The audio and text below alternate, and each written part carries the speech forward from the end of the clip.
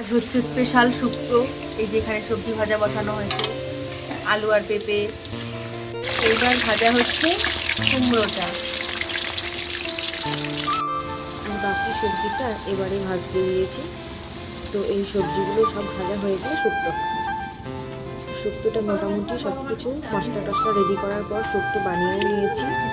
আর শুক্তোটা বানানো হয়ে গেছে, তারপর দুটো পাত্রে ঢেলে নিয়েছি। আর এখানে ছিল টমেটো দিয়ে মসুর ডাল, আর হবে মটন কষা। সেই জন্য পেঁয়াজ ভাজতে বসিয়ে দিয়েছি।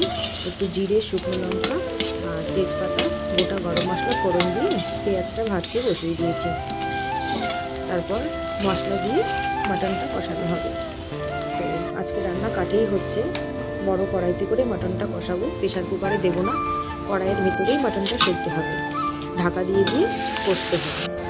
তো এই যে মশলাটা দিয়ে দিয়েছি, মশলাটা ভালো করে কষে নিয়ে তারপর এর মধ্যে মটন দিয়ে অন্তত 3 ঘন্টা ধরে কষাবো। যেহেতু প্রেশার কুকারে দেবো না, সেই জন্য মাটনটা কড়াইতে ঢাকা দিয়ে দিয়ে কষতে হবে। আর হবে ডালের সাথে ভেজ পকোড়া। তো পকোড়ার সরঞ্জামগুলো কেটে এর মধ্যে মশলা দিয়ে বেসন, অ্যারুট, লবণ সব কিছু দিয়ে মেখে টেখে নিয়ে আমরা পকোড়াটাও ভাজতে বসিয়ে দিয়েছি।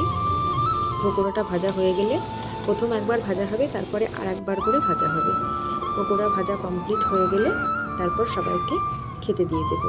তো মাটনটা ওদিকে হয়ে গেছে, তো সেই জন্য আমি মাংসটা এবার বেড়ে নিই।